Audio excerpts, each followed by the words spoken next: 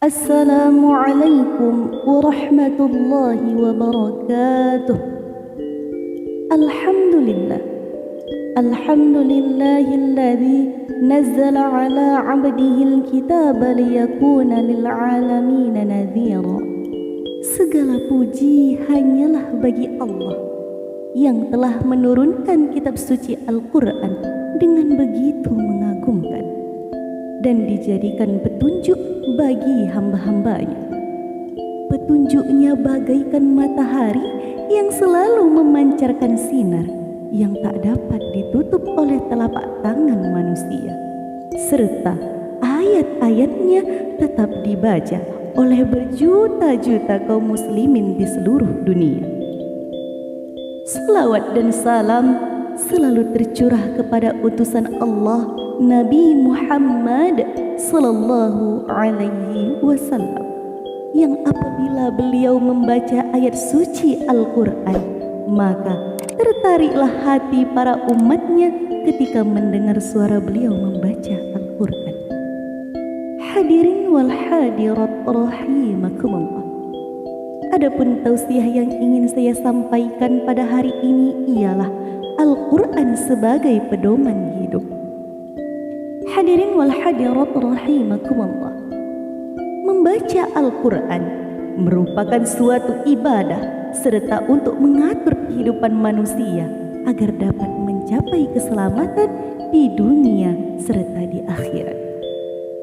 Tidak sedikit kaum muslimin di masa sekarang yang buta tentang isi dan maksud dari Al-Quran.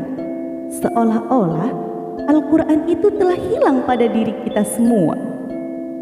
Semua itu disebabkan karena kita kurang mempelajari isinya, maksudnya, dan mengamalkan isinya, serta ajaran-ajaran yang terkandung di dalamnya. Inilah satu-satunya jalan untuk memperbaiki budi pekerti kaum muslimin yang hancur binasa. Bukankah bangsa Arab dahulu yang diliputi kegelapan dan kedurjanaan dapat tercerahkan karena petunjuk Al-Quran? Membaca Al-Quran dengan perenungan, pendalaman serta tadabbur merupakan satu dari sekian banyaknya sebab kebahagiaan dan kelapangan hati. Allah menyifati kitabnya sebagai petunjuk, cahaya dan penawar atas semua yang ada di dalam dada. Dan Allah juga menyifati Al-Quran sebagai rahmat. Hadirin wal hadirat rahimakumullah. Apabila kita merasakan kesuntukan yang hanya diketahui oleh Allah Subhanahu wa taala saja dan dilanda keresahan yang membantu, maka segera mengambil mushaf daripada Al-Quran dan membacanya. Niscaya kesuntukan itu akan lenyap dan Allah menggantikannya dengan kegembiraan dan kebahagiaan. Akan tetapi apabila kita tidak pernah membuka dan mempelajari Al-Quran sama sekali, maka ingatlah, Allah akan menurunkan azabnya kepada kita dan kita pun tidak akan mendapatkan rahmat dan diberkahi dari Allah Subhanahu wa taala. Ketika ibadah sudah dilupakan, pikiran pun menjadi tak karuan. Punya muka pas-pasan, rambut cepat beruban, kulit jadi panuan dan hanya jadi bahan celaan. Namun jika ibadah selalu dikerjakan, perilaku terlihat sopan, selalu dapat pujian dari kejauhan mirip artis dari Jerman. Setelah tiba di depan, walaupun giginya agak ke depan, pasti terlihat gagah dan tampan. Orang yang mencintai Al-Quran dengan setulus hati, lisannya selalu basah membaca Al-Quran. Hari-hari yang ia lalui selalu mengisi diri dengan petunjuk-petunjuk Al-Quran. Maka orang-orang yang seperti ini telah hidup pada garis keridhaan oleh Allah Subhanahu wa taala. Maka Allah pun memberikan kabar gembira untuknya. Apa itu? Allah akan memberikan pahala yang banyak untuknya. Orang yang mendapatkan pahala yang banyak, tidak ada balasannya untuknya kecuali syurga. sebagaimana firman Allah mengatakan dalam Al-Quran surah Al-Isra ayat 9. Bismillahirrahmanirrahim. Inna hadzal Qur'ana yahdi lillati hiya aqwam wa yubashshirul mu'minina alladhina ya'maluna as-salihati anna lahum ajran kabira.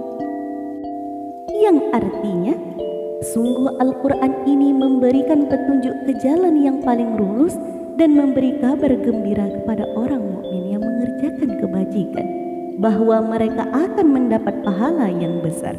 Hadirin wal hadirat rahimakumullah. Dari kandungan Al-Quran yang telah saya bacakan tadi, bahwa sebagai orang mukmin apabila membaca ayat tersebut yang berisi tentang siksaan Allah, maka berdirilah buru romanya karena takut kepada Allah Subhanahu wa ta'ala. Dari timbulnya rasa takut kita terhadap Allah Subhanahu wa ta'ala, maka akan melahirkan dorongan untuk lebih mempelajari isi kandungan Al-Quran.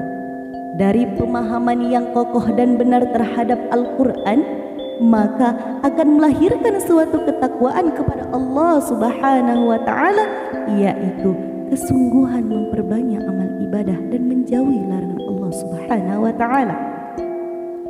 Dari tausiah yang saya sampaikan tadi, saya akan mengambil beberapa kesimpulan. Yang pertama, jika membaca Al-Quran, bacalah Al-Quran tersebut beserta maknanya agar kita mengetahui isi dan kandungan Al-Quran tersebut. Yang kedua, bacalah dan amalkan Al-Quran agar rasa suntuk dan resah terhindar dari diri kita. Dan yang terakhir, jadikanlah Al-Quran sebagai pedoman hidup dan petunjuk.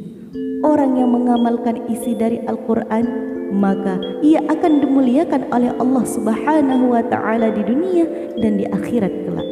Dan Allah akan memasukkannya insya Allah ke dalam syurganya. Sebelum saya mengakhiri tausiah ini, akan saya tutup terlebih dahulu dengan sebuah pantun. Memang baik berkata pelan, tapi lebih baik berkata sopan. Memang baik membaca koran, tapi lebih baik lagi membaca Al-Quran. Terima kasih atas segala perhatiannya. Lebih dan kurang saya mohon maaf. Kepada Allah saya mohon ampun. Wassalamualaikum warahmatullahi wabarakatuh.